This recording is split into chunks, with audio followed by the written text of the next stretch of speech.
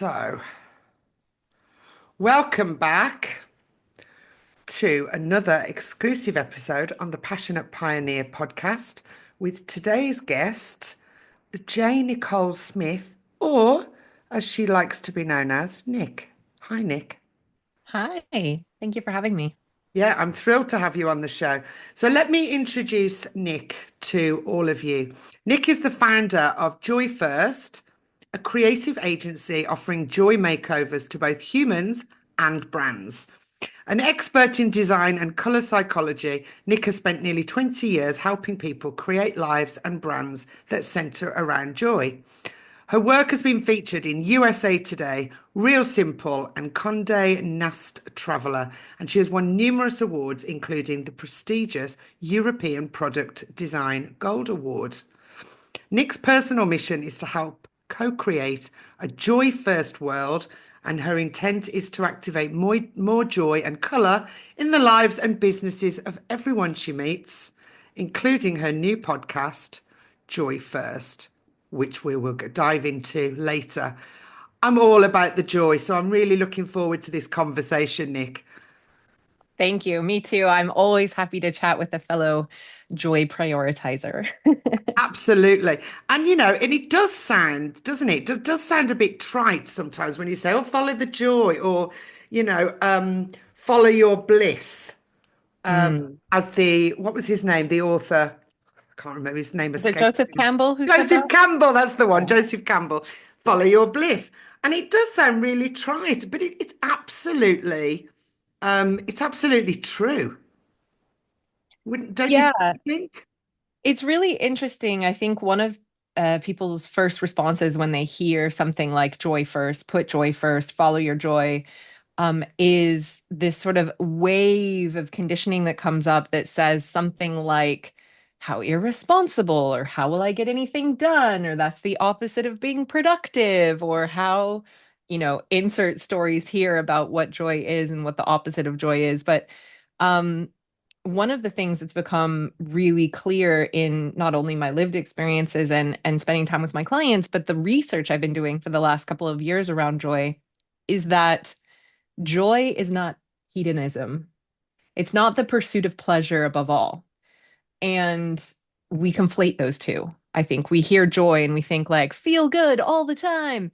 But that's Yeah. actually not what joy is. So I think, Toxic positivity, right? yeah, a bit of toxic positivity, but also just like, I think we think of hedonism, we think of like partying and just like fun and pleasure and not doing any work, being super lazy, whatever our, stories are. And Right.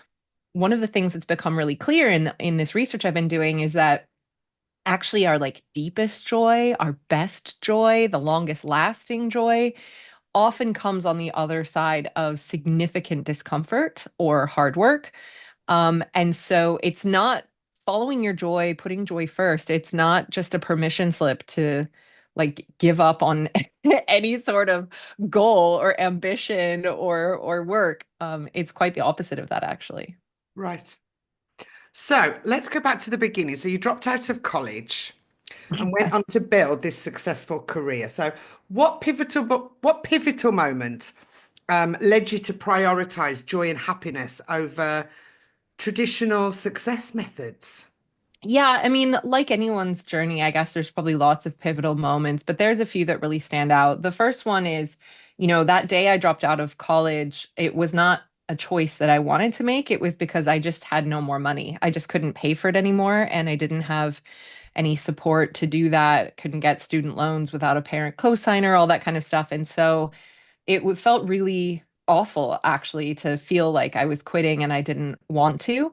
And the same day I did that, I also adopted randomly the way the universe works. I adopted a Great Dane puppy, which is totally a normal bit of behavior when you're a college dropout to adopt a dog that's going to be 140 pounds, like, A small sure. horse, you mean?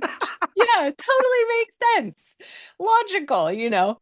So that was a big pivotal moment, actually. I named her Olivia. Olivia coming into my life meant that I actually ended up going into the pet industry. So I had a really beautiful niche straight away. And so I did photography and design. I had a studio serving pet parents, but also brands really early. And I launched a second brand called Dog is Good with some business partners, which just in a few years we went on to build into a multi-million-dollar lifestyle brand selling, hats, t-shirts, that kind of thing for dog lovers. And so having that really strong niche straight away was really, really valuable. And that was one of the biggest pivotal moments.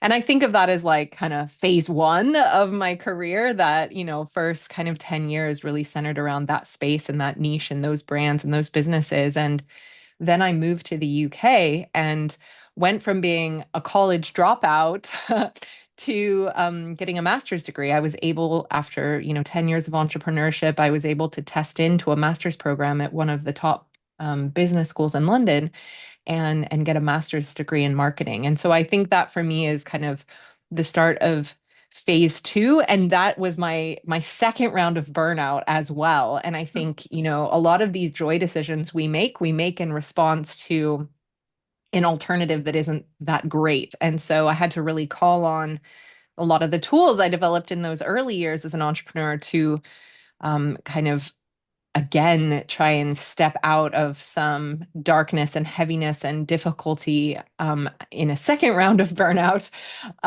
to make that conscious choice to say, actually, life is short. I don't buy into hustle culture. I'm not going to be miserable. And what could it look like to make different choices with the situation I have now? So yeah, for me, it really happened in kind of two separate rounds. And then, 5 years ago, I had my first child, and that has been a whole new version of intensity and challenge and stress and overwhelm and, sleeplessness and all the things that come with parenting. So I'm in phase three now. So is that why you moved to the UK then? You got married and um Yeah. you married an English bloke. I did. So and Brit, did the a long Brit. distance. A Brit, yeah. So when we met, I was living in LA and he was living in London, and we did long distance for about 6 months. And then I was supposed to come visit, and instead I just moved. So jumped on a plane and never went back, basically. And yeah, we did end up getting married and having children, but that was the reason for the move. Right, okay. So how's it feel now being a Brit? Oh, I love it. You I've loving been the here British for weather? well, it's funny because I grew up in Seattle, which is cold and gray, and Right. then I moved to Los Angeles. I lived in sunshine nonstop for about a year, and that was heaven. It was absolute heaven. And I kind of wish I hadn't done that in between Seattle and London because then it was like back to the cold and gray. Oh, and actually now, a couple years ago, we moved from London up north near Manchester, so we're in a valley that is even colder and grayer and wetter than Right, right. Yeah, the London. further the So further north you go, the colder it yeah. gets, right? Yep, yep. So I am firmly in the cold and gray, but actually I do try and get a good amount of winter sun. That is an imperative for me. So It is. I'm in Italy, and I have to say, we do get more sun than the UK here. Even when it's yes. really cold, even in the winter months like now, it's sunny today. It's Ugh, nice. So you can go for, at least I could go for a walk, you know. heaven. Yes, living in Italy is a very joy first choice. I love it. Well, yeah, but people, when we talk about joy, people say, "Oh, you're really lucky. You live in Italy on a mountain." It's not luck. I designed my life. I followed the joy. I followed what makes me happy Yeah. instead of everyone else. So, so let's talk about the color psychology and how that ties into to joy, because you're a color you do color psychology, obviously, with the brands and people. So how can you use that for, or how do you tie those two together, Nick? Yeah, so the color psychology, we were talking before we started recording about this idea of breadcrumbs. And Right, as a strategist and a consultant, I found so many times in my own life, but certainly that's what I help my clients find, of these breadcrumbs, of these hints that were kind of there all along, leading you towards, something that feels really fulfilling or aligned. And color was one of those things for me. And it's only when you look back that you're like, oh, duh, of course. Of Um, course. so lots of moments in childhood and on, including the fact that I realized after I had got this education in color psychology that my grandfather was actually a color engineer, and he worked at this incredible company called Hunter Labs, which is one of the leading companies in the world that helps sort of create consistent color for companies. So things like making sure Doritos are the right color orange, and using color as a tool in commerce. And so that was the funniest one where I was like, duh, it's Duh. literally in my blood. If only But I'd realised sooner. yeah. And I had, my college job was as a picture framer, so that, color played a huge role in that. And so the writing was on the wall. But what really led me there was because I've always been a brand builder, but also a business owner, I've always struggled with this tension between making things beautiful for the sake of it and paying lots of money to do that, versus being a scrappy business owner who doesn't want to overspend and doesn't want to invest in things that don't have a solid ROI. So I've always, as a brand builder, been searching for something really reliable as a framework for how we should be building brands, for how we should be, creating visuals and design in a way that we can be a little bit more confident is actually working, that's actually doing what we want it to do. We've all seen those stories of like, BP or the Gap with these rebrands that just seem like change for the sake of change. And I don't think that's effective strategy for most businesses, especially the ones that don't have millions and millions to spend on a branding exercise for the fun of it. Um, and so that sort of pursuit of a framework of science, of something measurable or a little bit more predictable to incorporate into my branding methodology is what led me to color psychology in the first place. And once I started to learn about applied color psychology, which is the crossover between the way color works and the way we as humans operate, basically, and learned that there is, really, really validated science around individual preferences for groups of color, and that being a tool that we can use not only for thinking about our ideal clients, but also when we build brands, we build them with personalities. So we can give a brand a very clear personality, a very clear group of colors, and then the impact is much more predictable. We can really understand in advance how people are going to react to that based on what we know about science, about what is, statistically more likely to occur. Right. Well, you can see me. I'm all green here. This is my office, and then I have every room is a different color. I have just never been good with white walls. White walls remind me of hospitals, right? Yes. Now, lots of people are happy with white walls and they don't want color, and I'm just like, I've got to have that color. Even though I've got so much color outside my house, I'm surrounded by nature. Every room in my house is a different color, and it's part of my personality. And then, in I love fact, that. my brand colors are different again. They're not colors that I've got in my house. They're to do Yeah. with, yeah, it's different, isn't it? How is that? How do you, because obviously, brands and then your personality, sometimes we can mix. But like I said, mine are different. What would you say to that?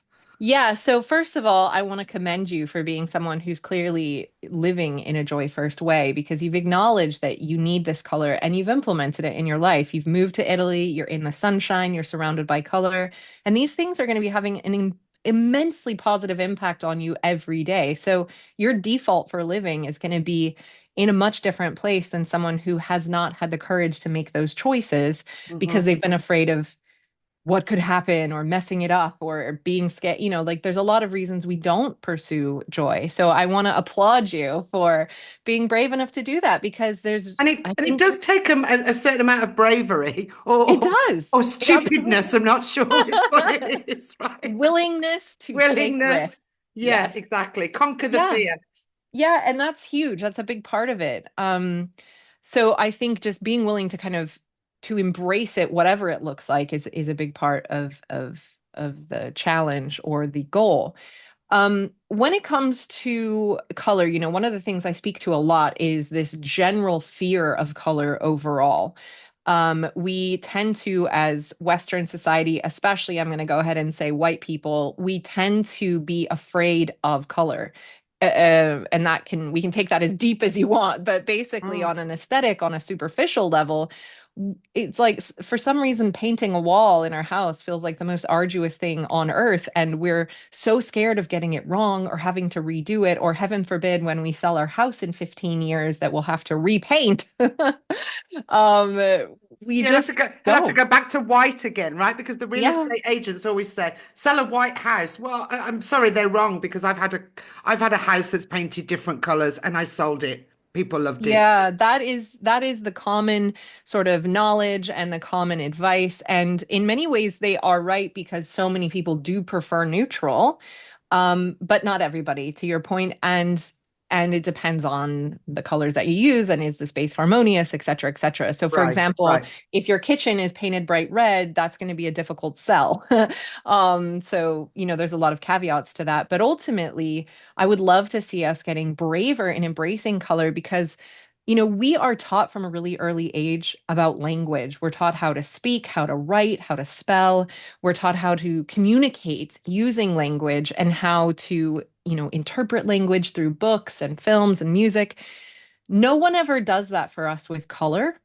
And actually, color is an even more impactful sort of environmental stimuli than words in many cases. So, color has a huge impact on us all the time, everywhere we go, but we're never taught about that impact. We're never taught about how it's making us feel or how Right. to have more control over those environments in order to feel the way we want, instead of just, having this stimuli thrown at us all the time. And so if you think about the way we paint our walls and the way we dress ourselves, and to your point as well, the colors we put in our brands, most of that is fairly random. Most of it's based on what's easy, what's available, what's obvious, our conditioning, our culture, our weather, and not often based on how we want to feel or how we want to behave, and using color as a tool. So that's a big part of what I help people do.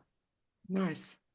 So how can we, what are some tips for incorporating color into daily life to boost our mood and Hmm. creativity? Because I'm telling you, I love my colors. It really, they balance me. The green helps me balance. People say, "Oh, you've got a podcast. You need to have white background behind you." No, I don't. I want my green. I want my green. I like my green.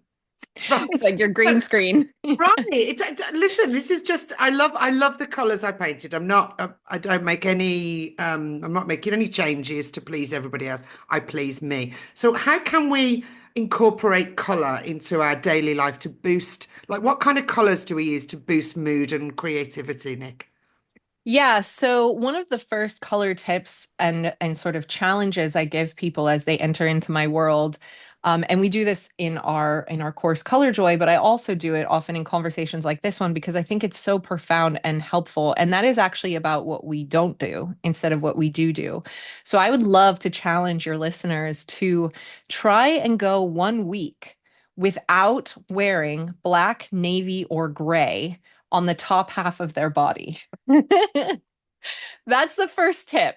See if you can do it, but more importantly, see how you feel if you do it. We've had a lot of people who've actually taken notes or done some journaling alongside doing this exercise, and they are blown away by the difference of having to consciously choose a color instead of one of these neutrals that we tend to default to because they're so easy and they're so Hmm. good for fitting in and It's conforming to what everyone else is fitting, doing. fitting in. I'm not very good at Exactly. fitting in, right? Me neither.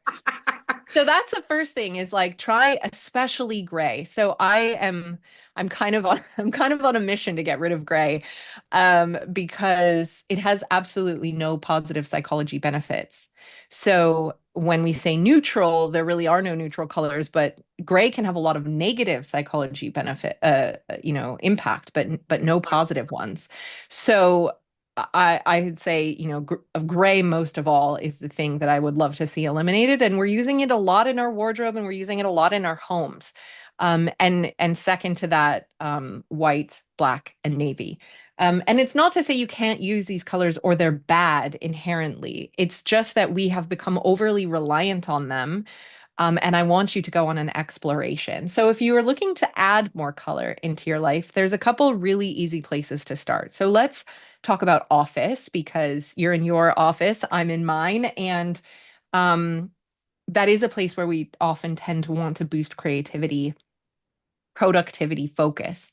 So if you're looking for focus and concentration, a pretty high chroma or saturated blue is often going to be a good choice because this stimulates us mentally and it will help you focus.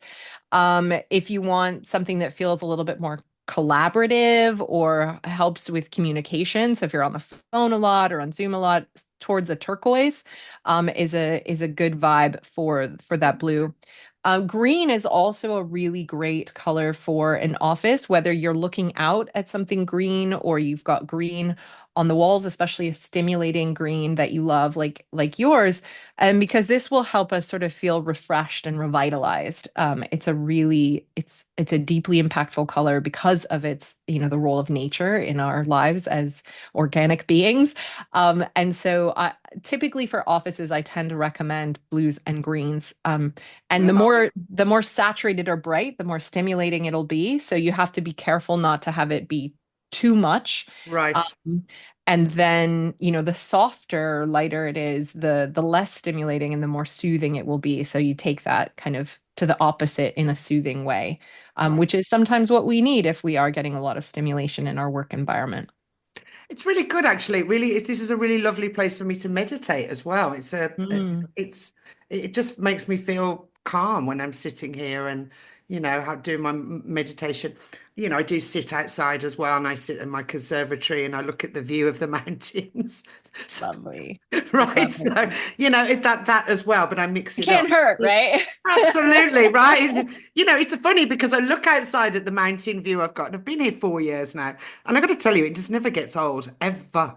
Every time I look outside, I'm just like, oh gosh, it's just majestic. It's just beautiful. It's that nature, it's that green, all the Mm. different types of colors of green. It's just incredible.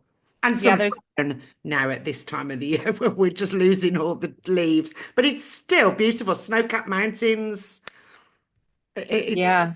you know, so can you, I know you do this orange, and I know you're talking about how these colors impact, right? So, and get rid of all these blacks and neutral colors. So I bought an orange top when I was home in the UK this year, and I love it, and people have commented so much. And then I saw your Joy Friday thing. So how how did that come about, this Joy Friday and this orange, to positively impact our lives? Yeah, so I mean, quite simply, every single color has an impact on us. And, without going too in depth, the impacts are different. So we talked about blue having a mental impact on us. Orange is the color of joy. So it's a little bit physical, a little bit emotional because of the red and orange that's red and yellow that's in it. And so if we want to find a color that can encapsulate joy, orange is the one from a psychological point of view.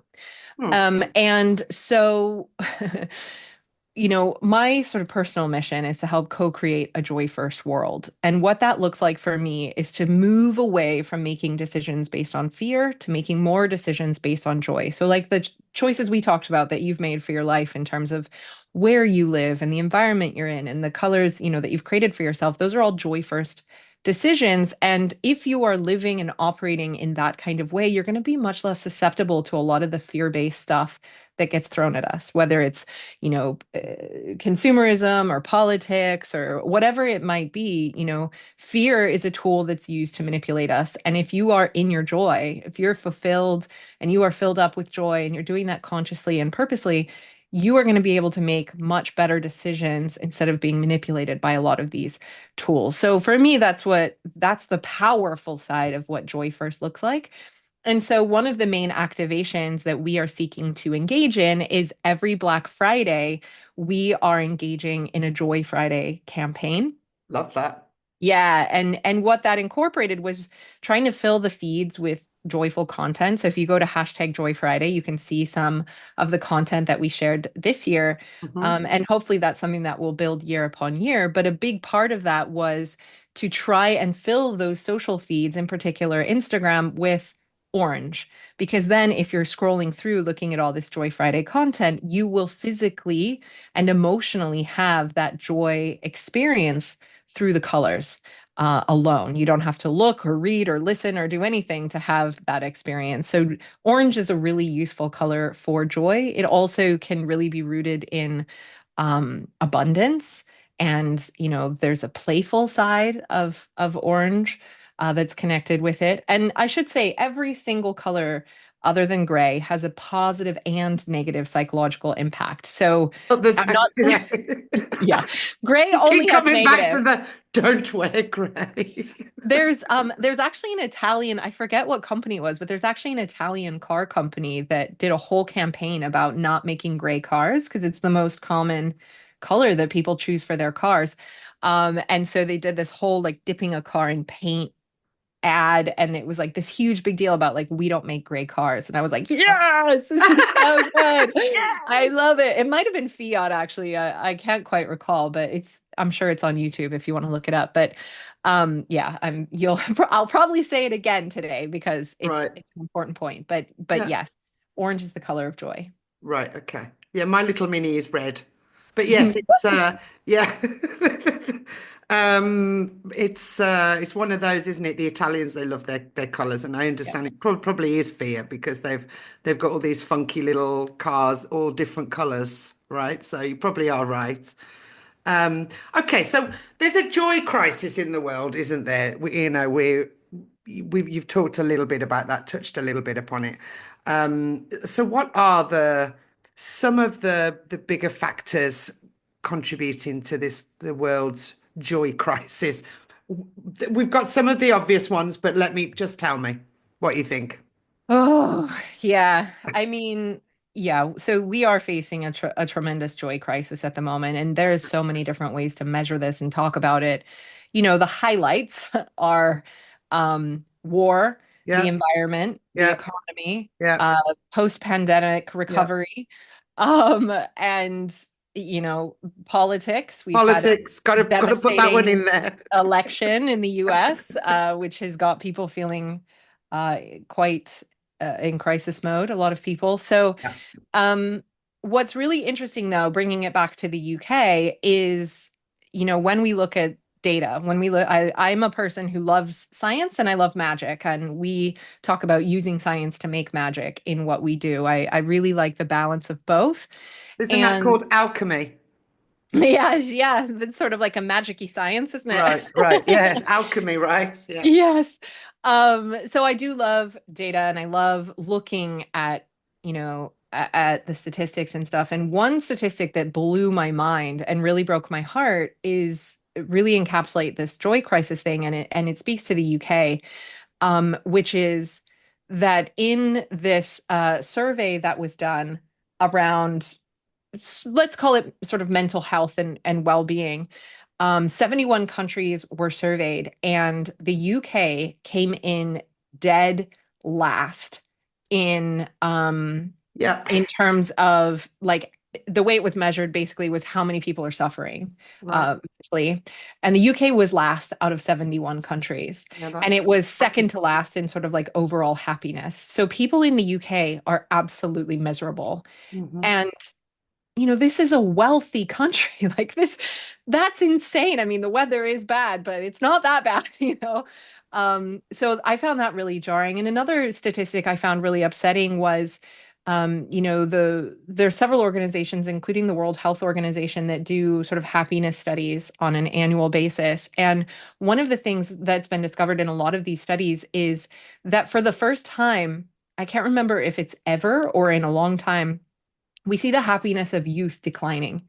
Oh yeah. So young people are unhappy and getting unhappier. And that should not be so. Like, if you're ever going to be happy in your life, it should be when you have no bills, no responsibilities. And that's not the case. And that's very true in America and the UK. In particular, it's very stark. And, there's a lot of things we can attribute to that, social media and, you know, feeling like the grown-ups have ruined the world for them and Well, there's nothing. I think that's exactly right. I think that that the not that the grown-ups have ruined the world, but it is, we should be talking to young people. The young people are the ones that, they're coming in with a lot more confidence than we did. They're coming in armed with a lot more tools and skills and than we did. And we're dampening them with this Yeah. this old systems, old mentality, that you and I and many women I speak to are trying to break this and saying, okay, we need lots of systems broken, right? Yeah. We need Hmm. to try and shift it now. Yeah. And try and find more joy and happiness and try and, and stay in your lane and not get sucked into things like social media and the media and the world's crisis. Yeah. And I think you can only do what you can do. And I think what we try and do is we take on all this energy because, trust me, everyone listening, the it's when you're watching so many different things, you deplete your energy. So many negative things deplete your energy. No wonder we're grappling to find happiness and joy in because everyday life is awful if you look at it like that. You Yeah, get and it's how it's fed to us, right? And yeah, this is yeah, this goes back to what I was saying before about the fact that everybody is invested in fear. yeah. So obviously the media makes money based on fear. They sell papers based on fear. Politicians win based on fear. And so, like personally, I stopped watching the news about 10 years ago. And I remember at the time, even my husband was like, "You're mental. Like, that's insane." And just a couple years ago, he was like, "I get it. I totally get it." I Yes, get it. But I think, there's a real fine line between quote unquote staying informed and being inundated all the time. And, correct. I think the other thing I feel like I have to say about this, because I've seen, especially over the last 12 months, a really strong instinct from people who I would describe as, let's just say, spiritual white women who are withdrawing from conversation or decision making because they want to preserve their positivity or their energy. And that's toxic positivity right there. Sometimes it is. On one hand, you do you. Everyone is entitled to do what they like. But the thing I just want to point out here is that we are not entitled to comfort. And a lot of us have experienced a lot of comfort. And, a lot of people ask me about the difference between happiness and joy. That was And one of my questions, right? yeah, there's a lot of technical answers. If you Google it, you'll get technical answers about feelings versus emotions. And I find that really impractical. For me, one of the biggest differences is that I believe we're brought up to pursue comfort as happiness and happiness as comfort. And they're really often sold as the same thing. And it's very difficult to be happy when you are uncomfortable. Those things don't live well together. No, it's true. What I've discovered about joy, as I've sort of alluded to earlier, is that joy often requires discomfort. Happiness Yeah. and comfort are the same thing in many cases. You can't often feel happy while you're uncomfortable. Joy requires discomfort in most cases. Joy and comfort are not the same thing. Safety and comfort are not the same thing. And that's another thing I think we've learned to conflate is that if I don't feel totally regulated in my nervous system, I'm not safe. No, you're just not comfortable. And very, very, very rarely in our wealthy modern world does discomfort equal a lack of safety. But we have kind of a victim mentality about that. And because we've had so much comfort and privilege, we feel the second we don't have control over everything or can't predict anything, or we're physically uncomfortable or mentally or emotionally uncomfortable, that we are not safe. And that's just not true. And so I've watched a lot of people protect their comfort, instead of stepping into some discomfort in order to find that joy, to follow purpose, to pursue meaning, or to, help people outside of their own bubble. And that's one of my big missions with this Joy First world, is to really help people understand that we are on a mission to get uncomfortable. And that is where the joy is. And unlike happiness, joy can sit beside a lot of other feelings. You can be in grief, you can have rage, you can be sad, and you can still have joy. And so that is what makes it such a more powerful goal than happiness. It's a great explanation, Nick. What a great explanation. It really is true, isn't it? There's no, when you get uncomfortable, you have to get uncomfortable for personal growth. It's not pleasant sometimes, right? It really Yeah, isn't. and think about, I But keep you're coming back. following joy. Yeah, yeah, and if joy is the goal rather than comfort, Yeah, you're willing to move through that discomfort because yeah. there's a bigger reason, right? A lot of people I speak to about joy, they have really religious or spiritual connotations with joy, and I think that is a way that a lot of people navigate really difficult things, is through some sort of faith. And I think oftentimes you can use a word like faith and a word like joy interchangeably, that, if you're in pursuit of something bigger, if you're in pursuit of something you think worthwhile, you can move through quite a lot of discomfort and still have hope. And so, I think hope is a big part of this conversation. But, back to what you just said, bringing it back to your life choices, like, it's not comfortable to move to Italy, right? Like, you might build a comfortable life for yourself there, but there's a lot of period of discomfort to make that happen, right? Like, I I came here, imagine, I didn't even speak the language. there I you bought go. a house, I didn't even speak the language, honestly. That's the truth. Challenging, That is but the worth truth. It was it. challenging, but so worth it. Yeah. And people just think, they know that crazy lady that lives on the top of the mountain with the two cats and the red mini, that came to live in the middle of nowhere. They always ask me, why did you choose here? I said, well, I didn't necessarily choose here. I looked at a few houses. When I came to Italy and saw this one, I fell in love with it immediately, said, this is it. Here I am. Here I am. This is it. That's it. And I navigated with Google Translate and it's the legal world and the paperwork and everything else, and I got through it. Yeah, Now I as do you do. speak Italian. I've learned it, but it was mighty uncomfortable when I first did it. Yeah, 'Cause I wasn't young when I did it either. good for you. The older you get, the more uncomfortable it gets. Trust me. Absolutely, that's so true. There's so much wisdom in that. We get really, I think this kind of goes back to the post-pandemic world as well. Like, we went into our bubbles, which was good, bad, and different for people depending on your situation, but we had control over everything in our environment for so Right, long. right, And yeah. then when we had to step back into the world with other people and noise and chaos and unpredictability, like, moving between those worlds of feeling like you can control everything and then being totally out of control, it's very uncomfortable, but it's not necessarily unsafe. So, yeah, I think when we are able to prioritize joy, we can focus on that and we can move through that discomfort without having these strong visceral reactions to the fear that come from that discomfort. Well, I think we needed a shake up, didn't we? I think that's why, that was the universe's answer to wake up for the roses, right? Because we do, we just end up just going to work and coming home and going to work and coming home. And time passes, and before you know it, it's like 10 years of my life has just gone. Life Yes. is fleeting, Yes. Yeah. as happiness is, Yep. or can be, depending if you're following joy.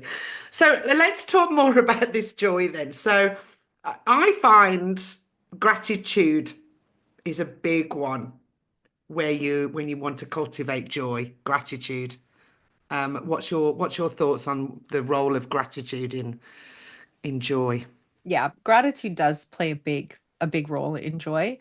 When I am trying to live and work in a joy first way, gratitude is a big part of how I can especially shift from one mood to a better one.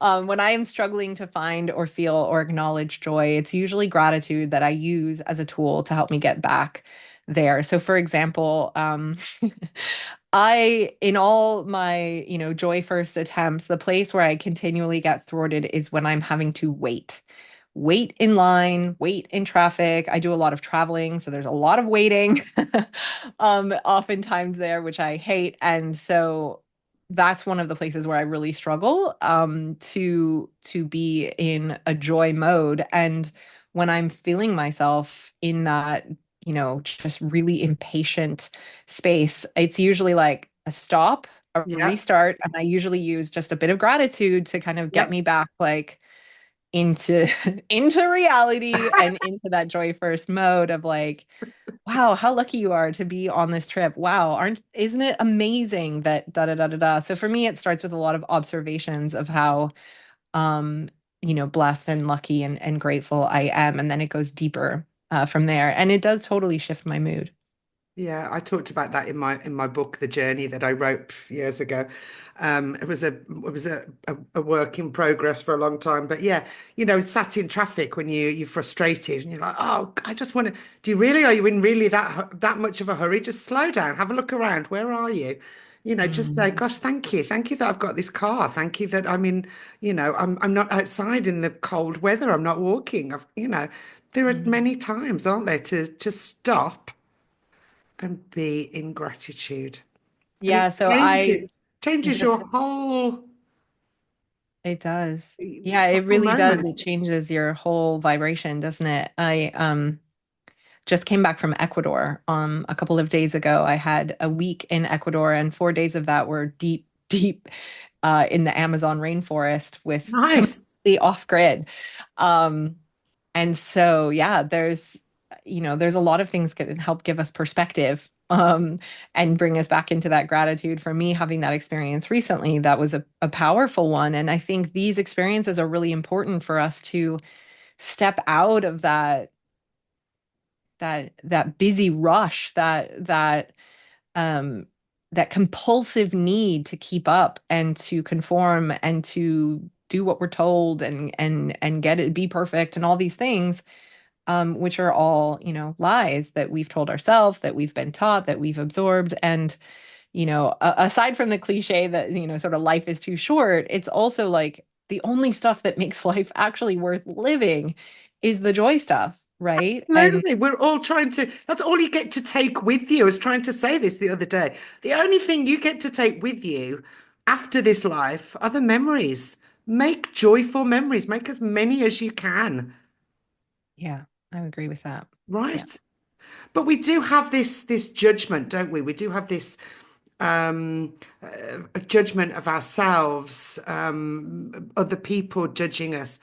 Um, it's a bit of a minefield, isn't it? So how do you get past that fear and that judgment of when you're making decisions based on joy? I've got my own experiences of that, but how do you get through that, those fear moments and that judgment when you're making decisions based on joy? Yeah, so what I find really interesting, I was just having a conversation with a group yesterday, and we were talking about another thing that comes up all the time when I speak about joy, which is this overpowering belief or feeling that we have to earn it. That joy is something we have to unlock or earn through our achievements, through our hard work. And that's just not true, right? It's such a lie. Joy is a birthright. We were born with it. It is a natural instinct, and we have, sort of ruined it over our grown-up adult lives, pursuing capitalism and performance and being quote unquote good citizens and all the other things. So I think the first thing is to just acknowledge wherever you're at on that spectrum of feeling like you deserve it or not. And that is the first place to kind of look is there something you feel like you need to do in order to deserve joy? And that's a place to kind of do some work. Because it's with pretty much everyone I've ever spoken to that we feel like inherently we have to earn it. And that is the first sort of lie that I really want to unravel. And it's hard and that takes Yeah. time. Yeah, joy is in all the little things as well. Try and find joy in all the little things that you like. You can take a bath. You've got, the sun is shining today. I can go for a walk. There's some joy in that. There's joy everywhere you look. If you look for it, you train your brain to find more things of that nature, right? Exactly that. So that's what Joy First is all about for me. And that's why, we started the Joy First podcast recently, and I'm working on the book, Joy First. And fundamentally, what that comes down to as a sort of protocol is to find, choose, and share joy each day. That's it. It's pretty simple. And as you say, it's just a way of training your brain. It's a default mechanism to build in where it's not just trips to Ecuador that bring joy. It is the sunshine, the hot coffee, the warm bath, the green grass, the birds chirping, like a lot of it's free and always there and we're not acknowledging it. And I think that's why it's a conscious choice to look for it, as you said. It's also a conscious choice to choose it. And that's the decision making piece that you Right, mentioned. And I right. think the biggest in addition to the work around deserving and earning, I think the biggest piece is just to decide in advance that you're going to prioritize. Again, this comes down to living and working in a joy first way, deciding that that's who you are and what you're going to do, and then defaulting to that choice. You can build new neural pathways where it Hmm. does get easier over time when that is the choice you choose without having to overthink it because you've decided that's who you are, is a person who chooses joy over fear, or the other things that are the opposite of joy. And the last thing I want to mention on that is, this book I'm writing and this concept that I'm quite passionate about is it's for the people who have ever struggled to do any kind of significant or consistent gratitude practice or journaling or meditating. Like I feel like those of us living busy lives with our own businesses or kids or, all the things that take up our time, we often really struggle to start new behaviors, to start new habits, to create behavioral change. And, I've worked with entrepreneurs for almost 20 years now, and I've, personally and with them tried every personal growth hack under the sun. And the only one that has consistently and I would say like in a snowball way where it's little and it grows and everyone can do it and it's easy and it's fast. The only sort of joy hack or productivity hack that has ever worked in that kind of magnetic way is the color stuff. So Hmm. for me, when I speak about joy, my gateway is always through color and making choices like, for example, eliminating black and gray and navy from your wardrobe as a starting point because it sounds so simple. It sounds so stupid. It sounds so superficial at first, but it isn't because what it becomes is a form of intentionality that is easy. You have to get dressed every day, so there's a choice being made every day already. Hmm. And by that small act of choosing joy in that moment, rather than defaulting to what is done, what is habitual, what is, you know, uh, probably not a joy-based decision at the moment, um, you are choosing joy. You are choosing yourself. You are choosing to put joy over ease. And it is amazing the upward spiral that comes from that simple choice. And then we start looking for colors that we do like. And then we start wearing a bit more color. And then we find out actually we really like floral patterns. And then we wear pretty earrings. And then we get our hair cut. And then all of a sudden, this confidence and empowerment that comes from this one small choice is fueling that gratitude practice and that journaling and that meditating and those very practical things that all the happiness experts out there have told us will make us happier and help us find more joy over time, but we're just not making time for them because that behavioral change, choosing ourself in that way, is a really hard shift to make. And for me, it's color always, because I feel like it really unlocks our ability to do all those other things from a place of intrinsic motivation, of a place that feels easy, where we're excited, we're chasing our curiosity, and we're doing it because we want to, instead of just adding it to our to-do list. Oh yeah, I love all of that. I love all of that. I'm all about the joy. I try and follow joy as much as I can, 99.9% of the time. And I will, it is does get if life gets uncomfortable sometimes, it's not always possible to, it is possible to kind of lose your way a little bit sometimes, but I always Absolutely. tend to come back to the joy. Is it bringing me joy? Do I feel not happy? Because as you said, fleeting moments, happiness is fleeting moments, but is it bringing me joy? How do I really feel in myself, in my body, in my heart, on a fundamental level, right? And if I don't feel the joy, I know it's not right for me. Yeah, So I let me love that just you've developed that. yeah, well, it's taken me a long time. This is why I love teaching it and talking about it. And so this is why I've loved this conversation with you about bringing in the color psychology as well with that. I'm going to finish with two questions I ask all my guests. If Yeah. you could go back in time and give your younger self a single piece of advice, what would it be? Mm, I love this question. For me, I think one of the things, and again, of course, this does speak to the joy first thing, but one of the things that I've struggled with, and I know a lot of my clients have struggled with over the years, is decision making.